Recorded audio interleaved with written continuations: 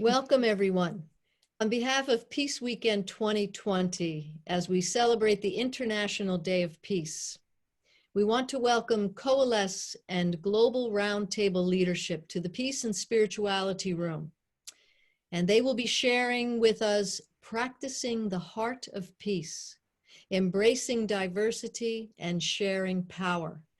Thank you for being with us. Lori Hanau is the founder of Global Roundtable Leadership. Welcome, Lori and everyone. Over to you.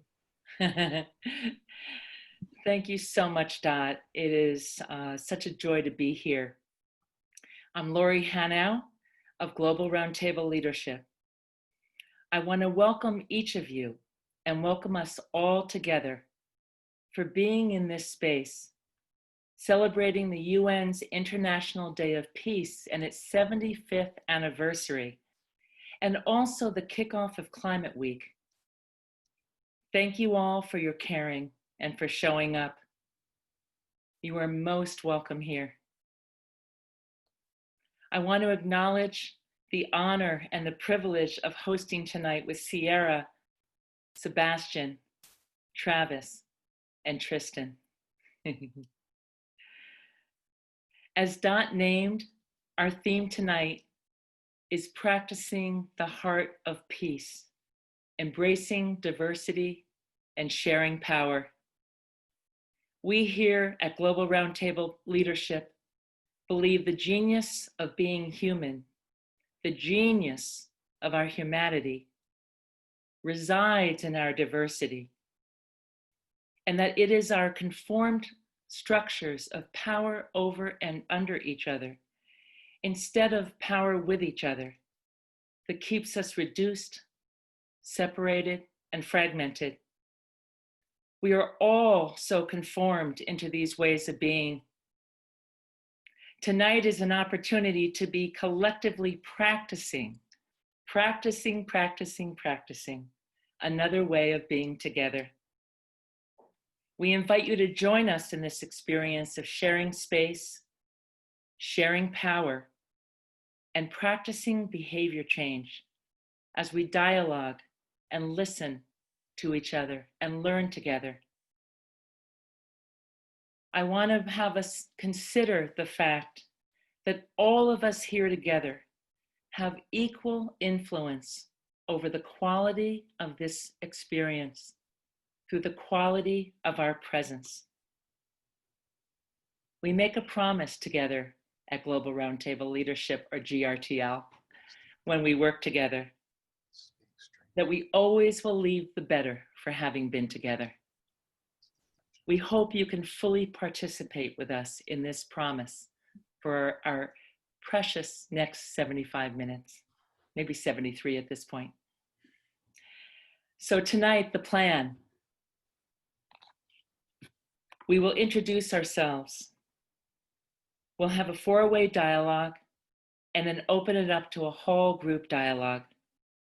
We are streaming live, and we know that this will be recorded and be put up on some other websites after this event tonight. We want you to please use chat for questions, inspirations, and insights, and we will close in a meditative practice. But before we even introduce ourselves anymore, we want to breathe together, all together. We want to breathe. We invite you to breathe with us in the collective intention of being peaceful. I invite you to consider uncrossing your legs and arms for this one.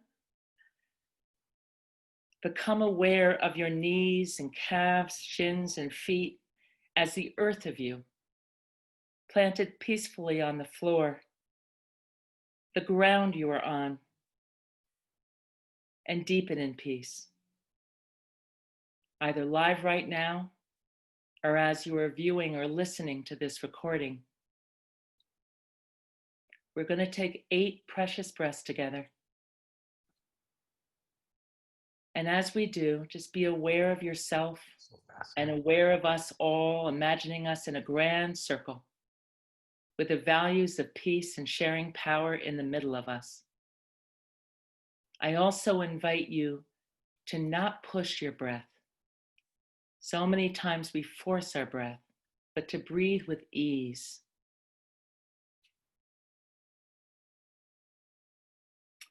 So the first two breaths, and again, whether you want your eyes opened or closed softly, whatever is most safe and comfortable for you. We're going to take 8 breaths. These first 2 breaths, just breathe. Breathing in through the nose and out through the nose, or in through the nose and out through the mouth. Just nice, slow, deep, juicy breaths, nourishing breaths.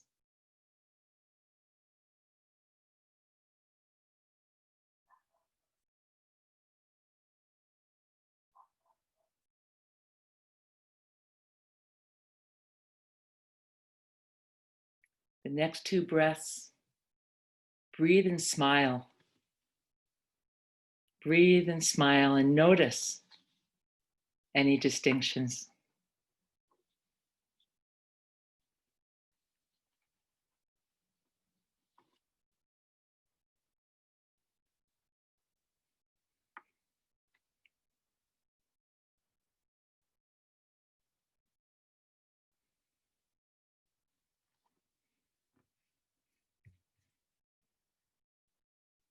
The next 2 breaths, breathing and giving gratitude for someone or something that brings you to peace.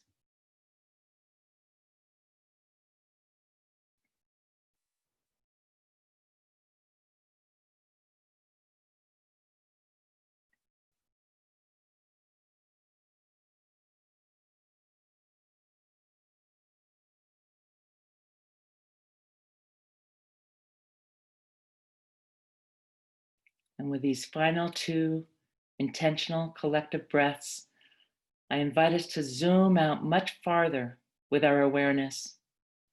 2 breaths for all of us everywhere as global citizens who are living in and standing for the principles of peace all over the world, connected together, even beyond our current imagination.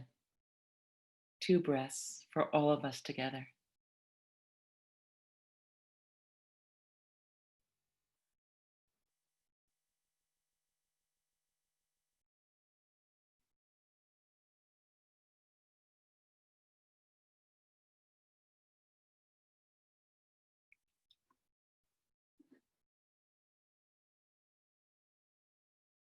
And in this environment, in this collective environment, I'm passing my shared leadership baton over to Sierra.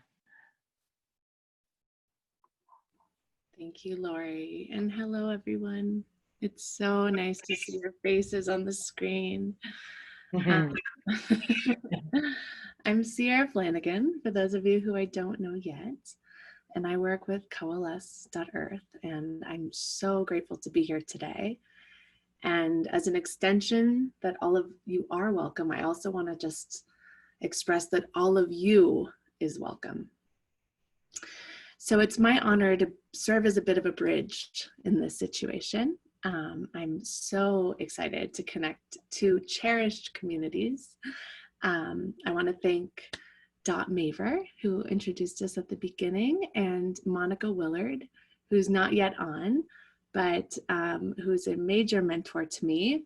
Dot and Monica have been instrumental in organizing the International Day of Peace for many years, and now in this virtual setting. So we're so grateful to have been invited, along with Lori and the Global Roundtable Leadership team, who will be introducing themselves briefly, in a conversation about shaping peace together, and talk about an important time to have this conversation.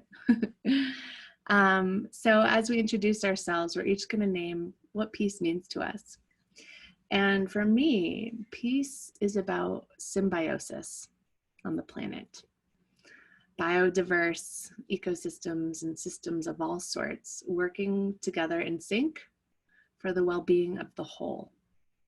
And so with that, I gladly hand the baton over to my friend and colleague, Sebastian. Thank you so much, Sierra. Hello, everyone. My name is Sebastian Mitre. I'm a Mexican-American team member of the Global Roundtable Leadership. Peace for me means having the awareness of our interbeingness. I'm going to proceed to introduce our companies. Welcome. Global Roundtable Leadership is a coaching and training company dedicated to guiding teams and organizations to make the transformational shift to share leadership and sharing power. Coalesce is a change agency and regenerative design lab committed to the symbiosis of life on Earth. The agency works by convening and coaching change agents. Bienvenue. Leadership de la Table Ronde Mondiale est une compagnie de coaching et de formation dédiée à guider les équipes et l'organisation pour faire le virage transformationnel vers le leadership partagé et le partage du pouvoir. Coalesce est une agence de changement et un laboratoire de design régénératif, engagé dans la symbiose de la vie sur Terre. L'agence travaille en convoquant un accompagnateur des agences de changement. Bienvenidos. La Mesa Redonda Global de Liderazgo es una compañía de coaching de liderazgo dedicada a guiar equipos y organizaciones para hacer un cambio transformacional hacia el liderazgo compartido y el poder compartido. Coalesce es una agencia de cambio y un laboratorio de diseño regenerativo comprometido con la simbiosis de la vida en la Tierra. La agencia trabaja haciendo coaching con agentes de cambio. And without further ado, I pass the baton, I believe, to Travis. Thank you, Sebastian. Sambano many nets. That's Mongolian for hello, my friends. I'm in Shenandoah Valley of Virginia, and my name is Travis. I served as a Peace Corps volunteer in Mongolia, which is how I came to learn the Mongolian language. And for me, peace means friendship. And that's what Peace Corps was such a wonderful experience in my life in teaching me. I'm going to hand my baton over to Lori now. I love this baton language we've gotten into. And so I am hailing right now. I currently live in Keene, New Hampshire. And for me, peace and peacefulness happens when we really see each other, when we feel seen and heard by each other, and seen and heard and dignified and respected. And that is, to me, is when equality and justice are in the house and peacefulness is in the house. And then I'm passing the baton over to my kin, my soul brother, Tristan. Good evening. I'm Tristan, and I'm coming to you from Brattleboro, Vermont. And for me, I think peace is when our relationships are rooted in universal belonging and compassionate kinship. And I'll probably talk more about that later. And we're going to take just a few quiet moments together to let all of us collectively absorb what we've heard and also to think about what peace means to each of us. And then I will be back to you after the silence.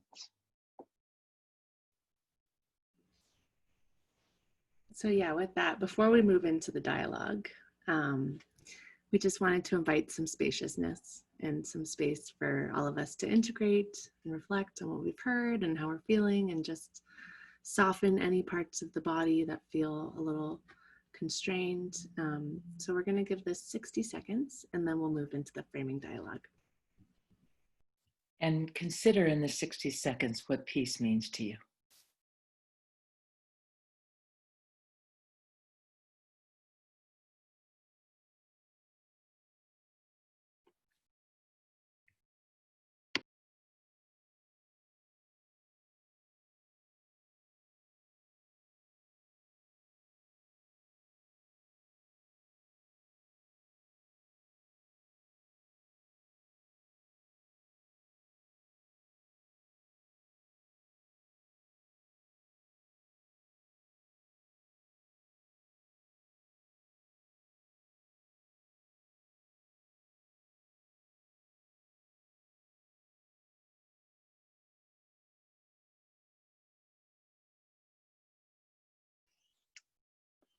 And so I'll bring us out of this moment and just let people know that Travis and others will be monitoring the chat stream. And so you should feel free to put into the chat, if you're so called, what peace means to you as we sort of set up the next part of our session together. And so for me now, I'm going to offer a little bit of an orientation to a few components of the shared leadership framework, which is a part of the work of Global Roundtable Leadership, to give you a taste of what our work is and help to make explicit some of what I think will underpin our ensemble dialogue, which will be coming up after this. I'll also offer a couple of framing questions at the end that will guide the dialogue that we enter into. And so in our shared leadership framework, we have named 4 pillars of inclusion: humanity, equality, wholeness, and collective wisdom. And to me, the pillars speak to universal belonging and kinship. They're coming from a place of sharing power and sharing leadership rather than from a mechanical or hierarchical way of thinking. For today, we've chosen 2 of these pillars to help us shape and guide our conversation. And I'm going to share them with you. I'm going to pause. I'm going to read them again. And then I'm going to share our definition of shared leadership. And so the first pillar is the pillar of humanity. We recognize each other and meet as equals in our humanity, what exists at the core of us, before relating through roles, status, and expertise.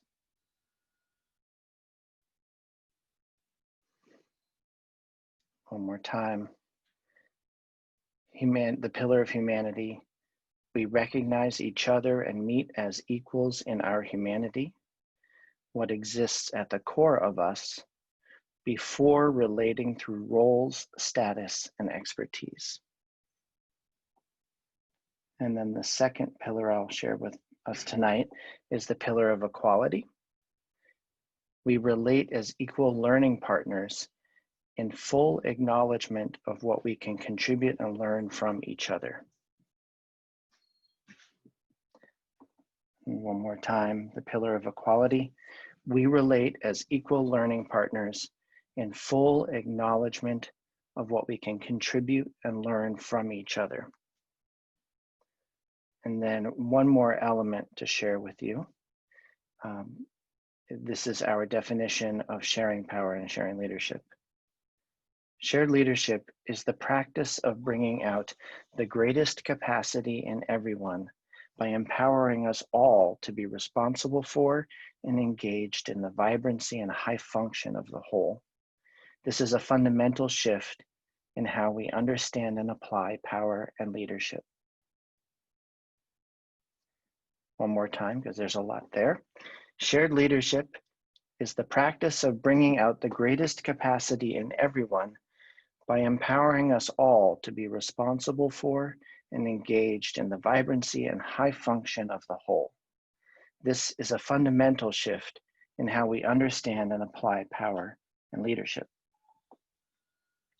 And this is a good moment, I think, to restate the topic of today's session: practicing the heart of peace, embracing diversity, and sharing power. What stands out for me in this session's title is 4 different elements of that: the practice, the heart of peace, embracing diversity, and sharing power. There are many connections to these elements in the pillars and in the definition that I've shared, and I know each of us will bring to the dialogue our own diverse thinking. But common to all of our responses will be our commitment to the development of the inner being, our inner capacities, and to practices and behavioral changes which manifest the inner change. As we shift then towards dialogue, I want to highlight 2 phrases from the pillar of equality: what we can contribute and learn from each other, and equal learning partners. I highlight them because I think they speak to the theme of embracing diversity. The ideas behind them represent a shift away from otherness as a problem, a shift away from being uncomfortable with difference, into embracing difference as the source of our collective wisdom and power, our collective genius. And so for this dialogue, where we will discuss what it means to embrace diversity, to share power, and the connection to peace, I offer these two guiding questions to help us begin. How do we step into our own power to meet others as equals? And how do we release power in order to enable others to thrive? And I'm going to pause and give us a little space to absorb all of that.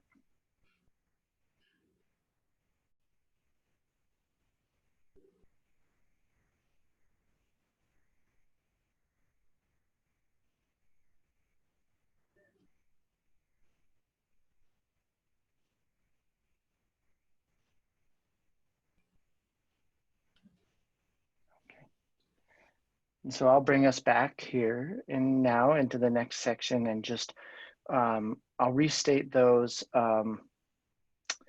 framing questions again. And then what will happen now is that we're going to engage in a small ensemble dialogue around these guiding questions and some of the insights that have flowed from the pillars of equality and the shared definition and the theme.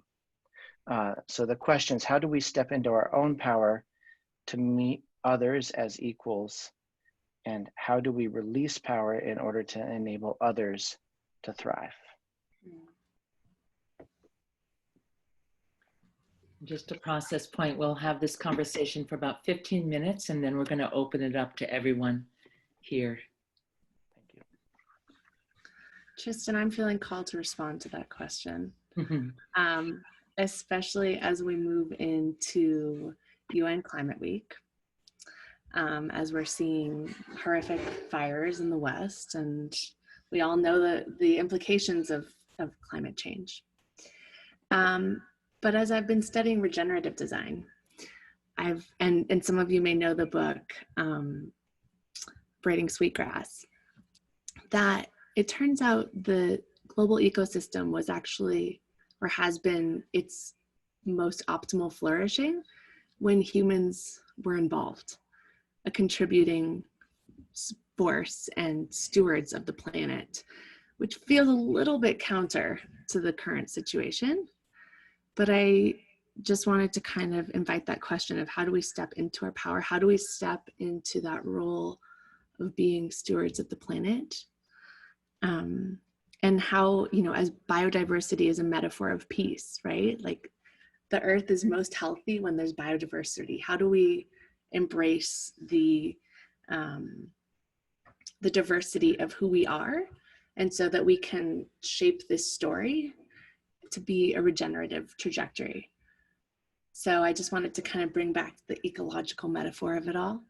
And then also just kind of chime in with this idea of humans being stewards and critical, vital contributors to Earth's health and well-being.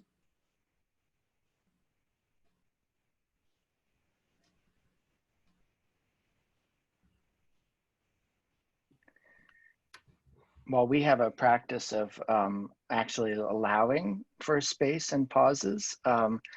And so folks who may not be as used to watching that may not have realized that I actually also want to build off of what Sierra said, because I think that what resonates with me and what the reminder of natural systems is that in natural systems, everything has its place, that there is no waste, and that nothing is without a purpose, and that everything belongs. And I feel like, why then in our everyday lives do we forget that this is true for us?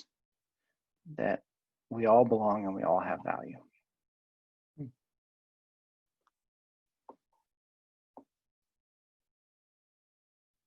That's beautiful, Tristan. Let me surf with that. I like the field that you're navigating. I like that wave. For me, as a Mexican American, as a minority in the US, and also as a human being on planet Earth, I think it's a consciousness conundrum. It's almost like a Sen koan that we're trying to solve with our mind. And like my beloved Indian teacher Jiddu Krishnamurti said, we are struggling in our separateness to achieve peace.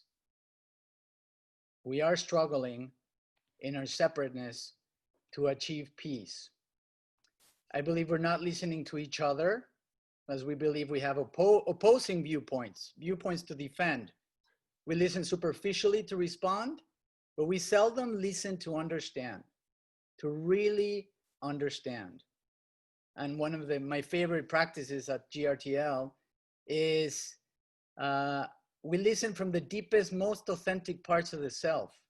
When someone else is speaking, we bear witness to their experience and listen for the deeper chords in what they're saying.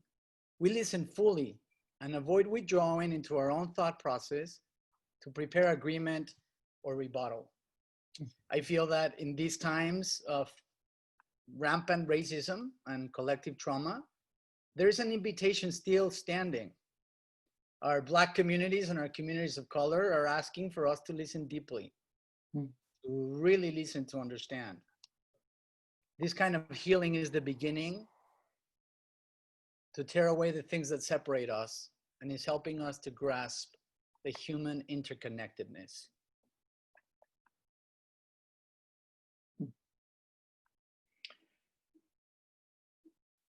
Sebastian, I want to build, sparked by what you named, and Tristan and Sierra, the flame you've started here, and what you said about not listening to each other, Sebastian, and how do we really understand? I want to bring in just the whole concept of space, of making space, of taking time to nourish ourselves, to nourish myself. I'm going to speak in the I and the me right now. That there's such an onslaught of information and issues and habits to be in the outer world, if you will. I'm gonna name the distinctions of outer and inner world for this part of the conversation, or for my part of the conversation, and that I started to understand a long time ago that I could go into overwhelm, and also in the deep, I could go into overwhelm if I wasn't pausing. And also in the deep, deep habits, the deep ocean that I am swimming in, of conformity, of all the ways within my family system and religious systems and societal systems that I'm messaged to show up a certain way and behave a certain way, and my own animalistic nature and desire to want to fit in, and to be accepted. And yet also within us resides such original gifts, such genius in our originality, and in the diversity that I feel resides within myself, the diversity of my different parts and all the different beings in here. and then, so I started one day, I gave myself a practice of like 20 minutes of meditation or quietude, reflection, and squirmed my way into peace.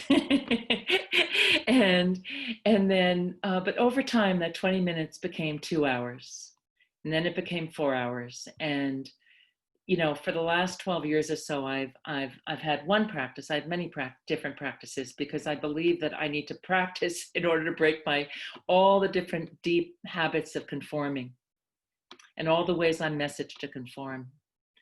And so I've given myself space, and I don't know who I would be without this space. I don't know if I would have the courage or the ability to even see my blind spots if I didn't make space and time and have a willingness to look at my reactions and responses with curiosity and with kindness. That became a practice, to be kind and not bully myself or be the critic. and to really see what's underneath my actions and to question myself, and also to honor myself and to be courageous in bringing my originality forward. And that as I embrace all of these different aspects I've named, how do I make space then for others? But I found that if I'm not making space for myself, and if I'm not understanding myself, and if I'm not trying to listen to the deeper chords of my true self, how am I going to have the wisdom, and where are my habits going to be in making space for others?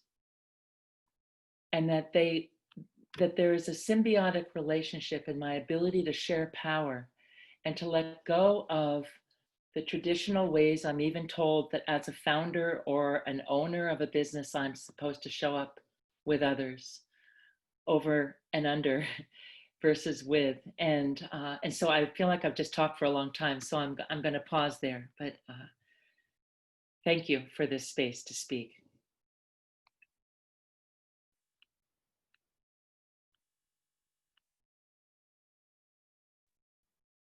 Thank you, Lori, for bringing up the practice piece, because it's so easy to just kind of continue old habits and go along in our default modes of being. And that's a bit of the problem, or so it seems to me.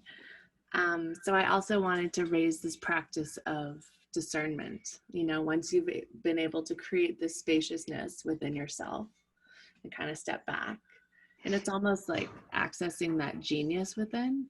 Like once the ego kind of floats away, there's a truth in there.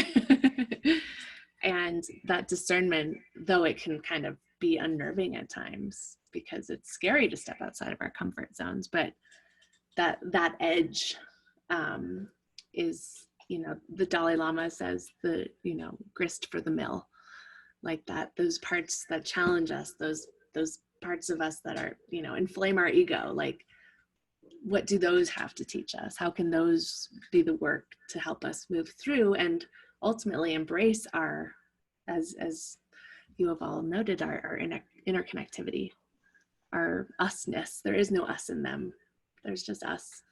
And not just us humans, there's a whole bunch of us that need to be accounted for and listened to. And it's only in that space that the listening, I think, can occur. You know, to create that quietness in the space, and even sometimes a little awkwardness, but just to let things settle. And then what I've found in my practice is that there's a truth that comes through. And Sarah, I'm so appreciative of what you've named around what became a real practice for me of being willing to leave my comfort zone and to stretch and to be, not only leave my comfort zone, but be once in a while, but to be willing to be uncomfortable, be comfortable with being uncomfortable. You know, and the more that I can do that, I feel the more expanded my sight and choices become. And I'd like to take where you guys have been and say that, building off on that, that's, you know, the inner state, the inner being, the inner capacities is so crucial, but it's also then how it shifts our behavior and how we relate to power. And if we're not, and this is of course, you know, part of what we are so passionate about sharing power, if we're not then moving from that inner state, you know, that true deep kinship, you know, into sharing power and practicing it and learning to allow other people the space to take power, to share power, to lead, to be fully seen in all of their diversity, then we have not actualized it. And you know, this is not simply a spiritual exercise. It must be something that moves in the world in a real way. And negotiating power in, you know, twos and threes and hundreds and in world scale numbers it's always a negotiation and a balancing act. And so the inner being gives us more capacity, I think, to release our need to win and to embrace the otherness of people in all its glory as a validation of why they have a balance of power with you in all of those different places where power is negotiated. I wanted to jump right in. I was sparked by Sierra and then by what you said, Lori and Tristan. There's a golden key that I found as a very spiritual person before I would jump really fast into the unity conversation of like this cosmic consciousness, we're all one, right? And I do think that it's super important at the beginning to always recognize how we're different. I do think that I have learned from the experience that it takes a lot of respect to do that, you know, to recognize that we are not equals in a system that discriminates us. And it's important to recognize race first, you know, with respect before jumping into unity, because we have to acknowledge that we're all not starting from the same place. So I do think that part of the conversation needs to dive into, you know, recognizing our difference first, honoring our diversity, and then we can dive into our unity, you know? And in that way, Sebastian, for me, you know, the first and foremost, we are equal. And first and foremost, we are equal learning partners. You know, if we, again, we've been so conformed to expert, and not that our expertise is not so valuable and to be respected, but when we lead with our expertise, you know, we lose the capacity to learn together and to grow together. And then, of course, there's also a whole conversation here around equity to be had. Yeah. So I'm wondering if there's unless there's something else that's burning in the four of us to say, whether we now pass it over to Travis, our wonderful team member and tech host too, Travis. Thank you for that. But I just want to check with Sebastian, Sierra, and Tristan. Is there anything else that you want to say here before we open it up to the larger whole? I only want to just layer on what you just said about equal learning partners, because I wanted to name that actually truly holding to equal learning partners is a radical act. And it matters. It starts to disrupt normative power and power over. So I just wanted to plant that flag one more time. And I actually would love to plant the flag around practice. That shaking off the conformed way I've been told I need to be the expert in order to lead my company or lead with a group of people in a certain way, that to be willing that I don't have it, you know, I don't have all the answers, and it's so limiting, and that if I'm not able to practice changing my behavior, how am I going to ever change my behavior? And so again, I'm not going to have it right. I'm going to step in it. I'm going to make messes. And so, you know, how am I and how are we as a group in kindness and peace and compassion as we learn to share power? Because we certainly don't have it figured out. But how do we allow a space of an environment of being able to practice together?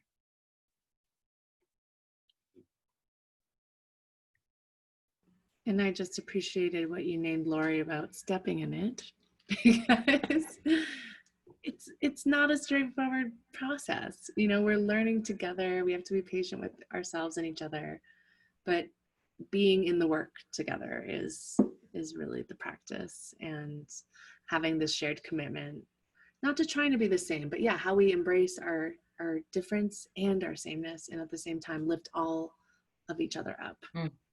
True ensemble.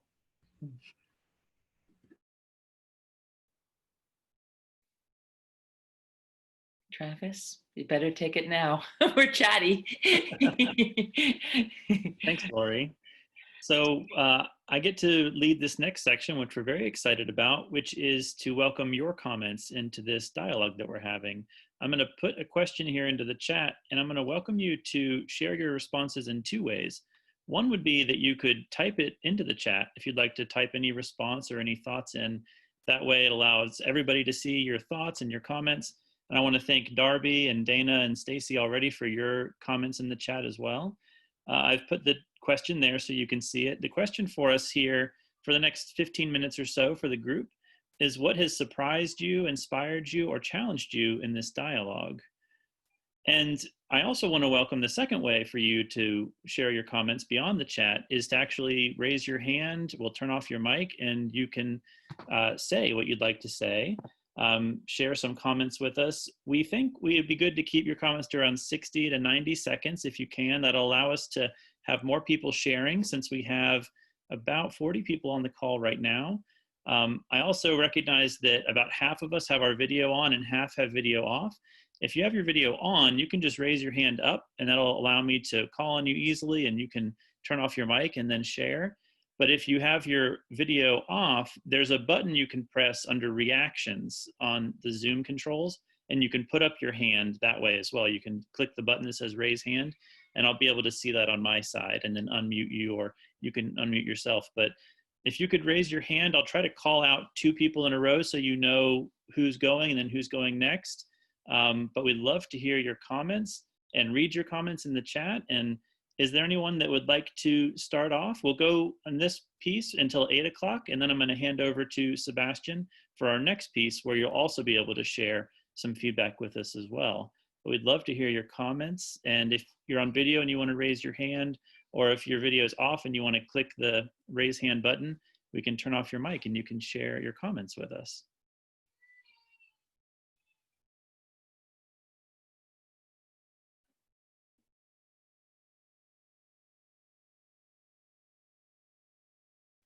Looks like Dana. Let me see. Can you unmute? I see Dana's hand went up.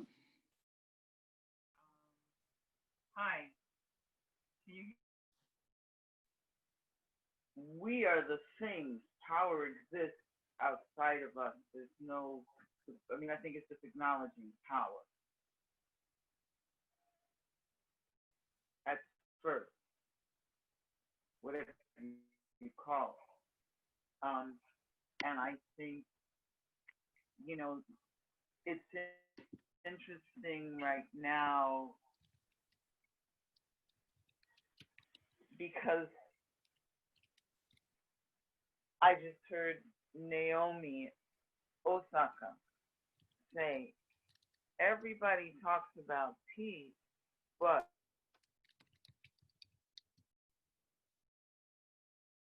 I heard what she said, but I don't remember it. And now, keeping the access, it's not respected. The peacekeepers are not respected. So even the language we use, how do we release power? As power is not ours. We exist on account of power. So how do we work in power together, I guess, is how I think that clarifies things for me a little more. I don't know. If that's helpful. Because I was stumped on that for a bit. And then I had to keep coming back. Yeah. And yeah, this camera is blurry. Sorry.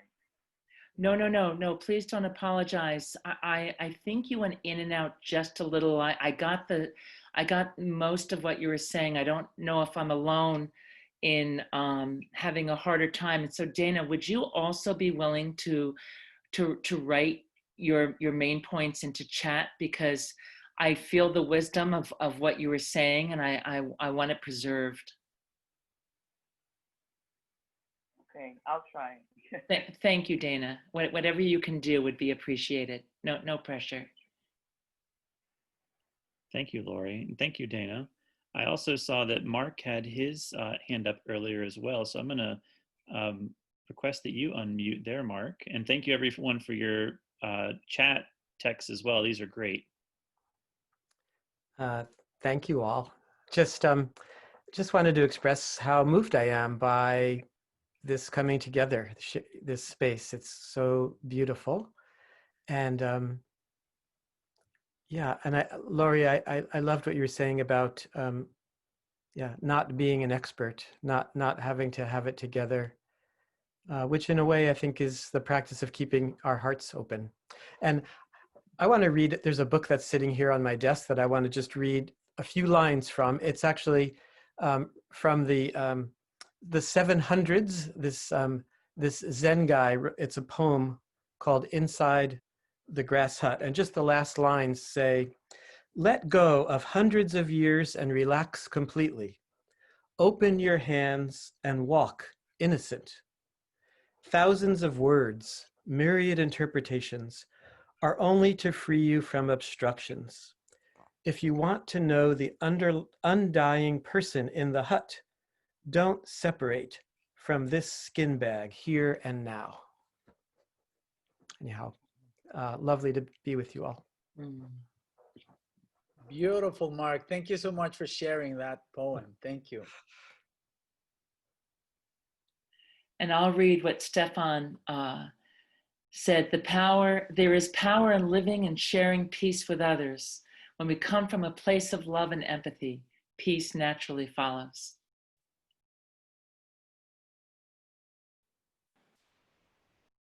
And I know the genius that's here. Shilpa, were you just raising your hand? I know. I see you all. You all know I know you. Come on in, please. We need you. I appreciate y'all so much. And I'm just sitting here being very grateful that you all exist in the midst of what's felt like a very difficult weekend, a very difficult month, a very difficult summer, a very difficult year. And I think I'm just sitting with how challenging it's feeling to me living in the US to find opportunities where a greater cross-section of people are coming together to talk about the world we're trying to create and co-create together and face the challenges that we are facing, climate change, racial injustice, COVID, everything. And I think I'm a little bit in this moment just like shaken by the amount of polarization that I'm constantly experiencing. Even in like with old friends, old family friends, just recognizing like it's so difficult to have conversations where people are wanting to have their hearts open, and it takes a lot, like within my own family, within my own communities, and so many people. And so I'm just feeling people on the edge of their burnout and breaking point, and holding the aspiration of love and peace and justice in their hearts, and feeling pretty worn out by the constant, what feels like an onslaught of, vitriol is kind of the best way I can frame it. So I'm just wondering about that and wanting to name that for myself, that I'm also finding myself getting kind of grizzled in that process, and wondering how others are feeling and if there are folks who want to share around that as well. Because I have to remind myself, like, the work of peace is hard work. It's inner work, it's interpersonal work, it's systemic work. It's work at all these levels. And every day there are, violences that make it feel challenging to the spirit, to the people I love, to the people I don't know, and can still care about in this world. And so, we'd just love to hear how people are navigating and opening that forward. That's all. Thank you. And first of all, thank you for holding this event. It's so wonderful to connect with other people, because this is such a profound time, and I wouldn't change anything. I'm so glad I'm alive at this time. It's so incredible and so incredibly important. And of course, peace is, it's the inner and the outer. I think, we've been saying that again and again. That's where it starts. If we want peace, we must be peace. And that's where the inner work and the practice comes in. And the conversations right now are so important. Just what you were saying. I mean, yes, we're getting burned out. There's rage, but being able to connect, I mean, the Sangha, the community, is one of the legs, the three legs of the stool. And that Sangha right now could not be more important, that we connect with each other and our authentic selves. And that's what peace is to me. It's really who we actually really are if we just take the time and we pause to go to that place through our breath, whatever it takes. And that authenticity is the peace. And we need to, it's a natural thing that we reach out to others and talk about what you're talking about, Shilpa, too, and the rage and the misunderstandings and the misconnections. But the other day, just quickly, I know we've got lots to do, but I actually lead something called a kirtan, which is a chanting circle, and we also share deeply. And we talked about rage and what do we do with the rage? I mean, we're all trying to be good human beings and spiritual beings, and but the rage is there. So what do we do with it? And to have this conversation with each other, to know that it's not a good or bad thing. It's how we deal with it, and it's energy. So what do we do to that energy so we don't hurt others, we don't hurt ourselves? And, we went through a process, and when we had finished, it was like we were like 2,000 pounds lighter. Something happened that was bigger than just our lives. It was something that's probably hundreds and hundreds and thousands of years old that I think we've all taken with us. And that's why it's so important that we're alive right now, because we are healing. We are healing the earth.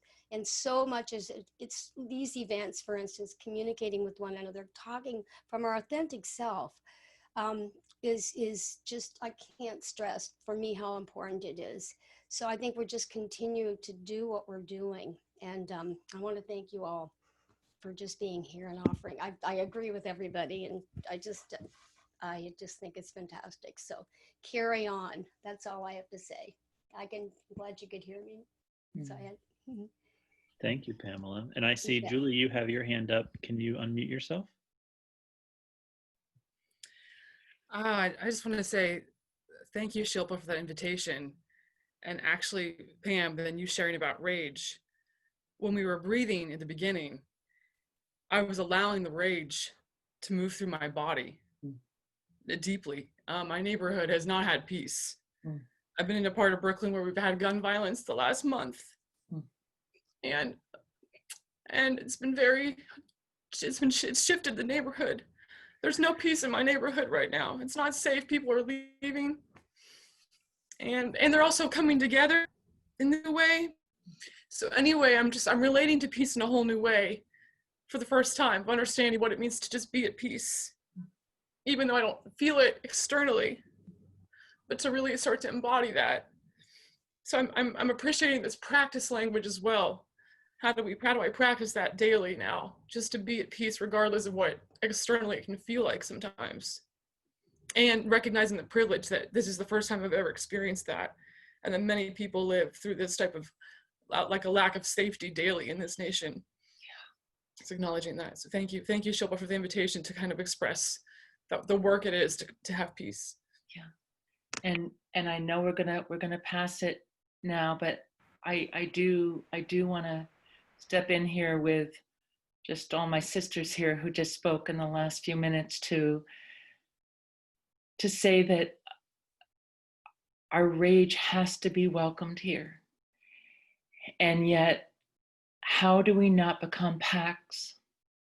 There is science. I'm going to say something that is going to be hard to hear. There is science even around gang rapes, and people who would have never believed that they could be a part of violence that become a part of violence because of the power of the momentum of the force of the group. How do we honor our rage and the intelligence of our rage, but stay an ensemble that rises together with different actions and different choices, and doesn't have the rage have us become animalistic in violence with each other? And I just invite this question, as Shilpa, as you named, we get rougher in ourselves and edgier, and the overwhelm comes in, and for all the other ways we may practice, healing in groups. How do we channel the energies together of the intelligence of everything, including rage, but not having the rage destroy us? And yeah, I was just thinking about that because I work with youth, and just thinking about just kind of rage and like examples of sharing and showing power.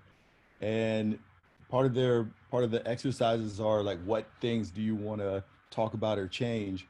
And my population is mainly Black and brown, and it's like, for them, the conversation of race and privilege and unconscious bias, like they're ninth graders and know all this terminology and are like exhausted by it, as far as like, it's just in their face all the time of like how they're treated and just like what goes on, like they see it. And so it's almost like that thing of, it kind of hurt me, or just to listen to them say it, like they're just waiting on adults to figure it out. And it's like, and then, people felt like that unrest, and that was like, some of the first time that they've seen people with power just get shaken even a little bit. So it's almost like, I just think about, what example are we setting of, shared leadership for real? Like, what is like real contribution in communities? What is real, like, sharing of power? Because, it's like, I feel like we can talk about it, but it's not hypothetical even to the youth that, are talking about their frustrations at 13 and 14, and how they, they know it'd be completely different if they were white. And so, yeah, just something to think about, like, but I don't have an answer for them of how to, you know, uh, channel that rage in a creative way and get action. Well, maybe we can use the chat. I'm sure we have as many questions, if not more, than we do responses or answers, but maybe we can use the chat to support each other in some of these invitations and questions we have for each other. And Sebastian. Thank you so much, Vincent, for sharing that, and for everyone for showing up with such courageous vulnerability. Here, my role into the next 10 minutes is to have a minimal intervention, because the fire in our circle here is already roaring. So I'm just going to throw another log to make the conversation very practical. We at GRTL always trust the genius of the group and our collective intelligence. And we would love for the group to focus on best practices for sharing leadership and power. We're always learning from each other. So we have about a little bit less than 10 minutes now for this. 5 minutes. We got 5 minutes for this. So please be mindful, if you're gonna share, keep it to 1 minute, and that way we are gonna practice as a group sharing power. Can you repeat the question one more time, Sebastian? Sure, the question is to share, it's a prompt to continue the conversation, to share best practices for sharing leadership and power. So Vincent was already engaging us with a very direct, interesting question. Now we're just tweaking it a little bit for us all to jump as a healing circle, to name some of our best practices for sharing leadership and power. Well, one thing I feel called to share is run for office. I think a lot of us have kind of stepped back and just assumed that people who are, more qualified for doing that. But I'm personally feeling compelled to step it up in terms of running for office, and I'd encourage you to do the same. I just want to acknowledge Shilpa's question and also Julie's vulnerability, and thank you so much for sharing. I too feel the anger and the frustration and the rage, and what's helping me at certain times is empathy. And I don't know really how to really explain that, but I feel it towards just anyone I'm in contact with, and I'm just really trying to look at them as a whole human being, as a whole person, and channeling that energy into transforming wholeness. So that's my thought. Yeah. I don't know if people saw in the chat, Barb put in dialogue into the chat as an answer to a practice. Yes, and she's raised her hand too. And so Barb, will you bring your voice to bear also? Do you want to, along with your writing fingers? Sure. Welcome. Thank you. Mm. I come from Canada, so I'm here, and I would do a long introduction about who I am, but there's no time for that. So what I would like to share is that first, dialogue, balance, those two things have a lot of space in the piece, and that energy, bringing that awareness, and it all starts it within yourself. So if you want to have peace, you need to demonstrate peace, and you need to have that collective energy grow within the groups where you can have it grow, because we are people that are animalistic, and so we tend to convert to numbers and energy and multiples, where we pack. And so if we could pack peace and pack love, then we'll have that much more response. And if we want to achieve something, we need to model it.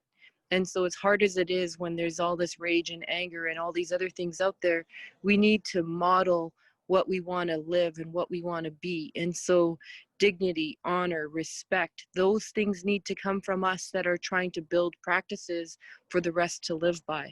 And sharing that with our youth, because our youth are the ones that have the greatest ability to be aware of their power and the energy that they carry within, because they are our answer. We're taking our steps now, they're going to take our next steps. And so each generation after is going to have a responsibility within this. It's not going to happen overnight, and we need to be proud of every step and every little milestone that we make. And Shilpa says, for me, a core practice of sharing power and leadership is listening deep to each person's unique story and genius, listening for the interconnections amongst the whole. I just wanted to jump, Lori, to add just a follow-up of what I suggested before, that I was very sparked right now by Shilpa, is that I do feel that the golden thread for conversations is to not interrupt, that something happens to the flow of energy when somebody's sharing from their heart and we interrupt. I think that a very good practice for shared leadership and power is to really be aware of how much we interrupt others. And sometimes those people that we're interrupting are communicating from their heart, and we're cutting this link.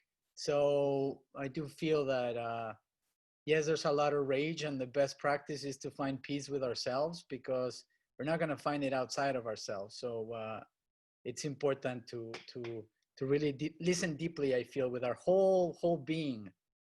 And that could really change things, I feel.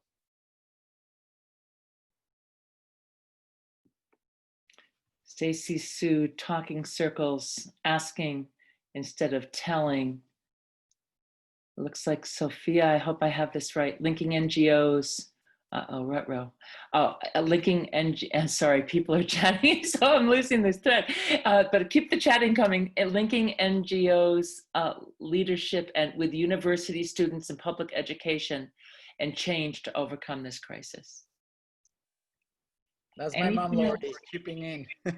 Anything else that's burning? Anyone else has anything that you want to say out loud before we shift into our final piece here, our final element? I just want to say the power right now of music, of sound, is unsurpassed on the planet right now. I'm just suggesting that that's a place, a source for us as well. The music so whatever it is, I happen to do kirtan, which is chanting, but I love all kinds, but music right now, sound, explore it for peace. Thank you. Calling to our artistry and to music. Mm-hmm. Absolutely. And so what a beautiful bridge into our close here. We want to do a meditative close. And we have parting questions per practice to take away. And so again, I just invite you, if you have your legs or arms crossed, to possibly just to uncross your legs or arms and sit or stand or lie down, listen to your body, or walk around in walking meditation, whatever's going to serve you, no matter how weird you think it may look. This is a practice space to be true to your bodies and to yourself, to your greatest wisdom. And but just get into a reflective pose, whatever that means to you. And I invite you to reflect back from this present moment, reflect back to the last, before that, actually, in this present moment, for the next 30 seconds, just pause and think about one nugget, one jewel or gold nugget of learning, one wisdom or insight of learning that you feel you're going to take away from tonight.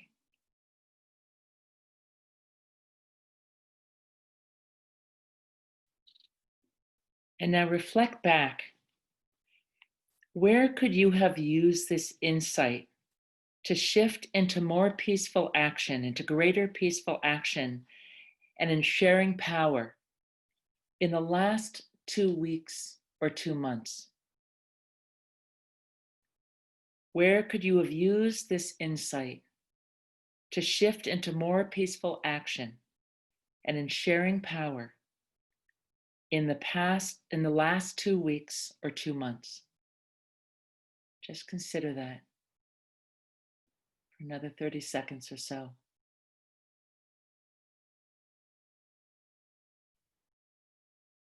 So that you're reshaping the past and learning from the past and bringing the past into what you can put into immediate practice in the present. And then come present and just take a moment to feel any difference in your being. Just see if you can notice if there's any difference anywhere in your being, your heart, your spirit, your body, your mind.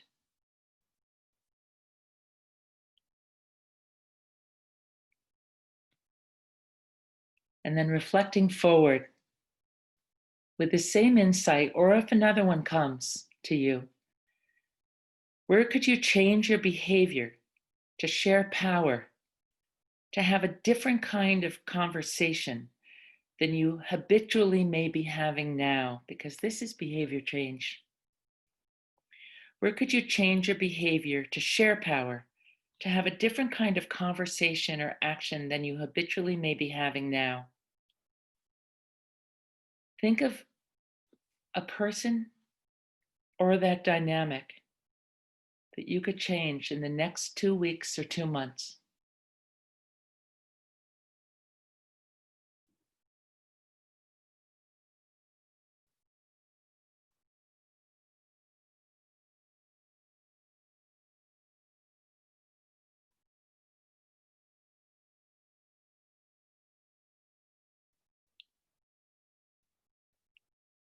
And then come back here to the now, to this present moment, and see if you notice any difference in your being. What do you notice?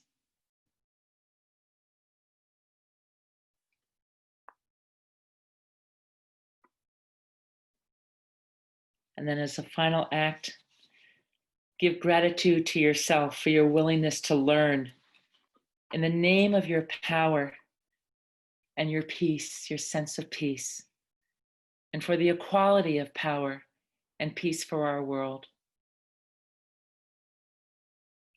Sierra and Tristan and Sebastian and Travis and myself, on the behalf of all of us, we thank you all so much for being present with us tonight, and for all those that are listening in the future.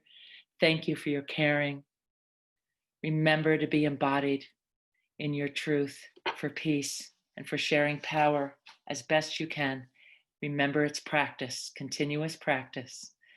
And we want to thank Dot and Monica Willard for their incredible leadership and in constructing this International Day of Peace, and so much more that they do on behalf of the UN and many others. But thank you all. Thank you all so much. Go in love and care. And remember, we're here, and call on us anytime, because it's going to take all of us together. Mwah. Mwah. Mwah, mwah, mwah, mwah. Blowing you all kisses. Let's unmute and just say goodbye to each other and hello, and right? Thank you, Vince. Peace and love. Come on in, everybody. Hi. Oh, Great to yeah. see you all. Love you guys. Everybody. Travis, Thank you. Tristan, Thank Julie, you. y'all. Great job, guys. Thank you all. Yeah, it was great. Thank you so More much. blessings. Peace, brother. Scott, later. Peace. Oh, my people are in here. Oh, we got people. So wonderful to see and be with all of you. Later. So grateful. Have a good night. Thank you.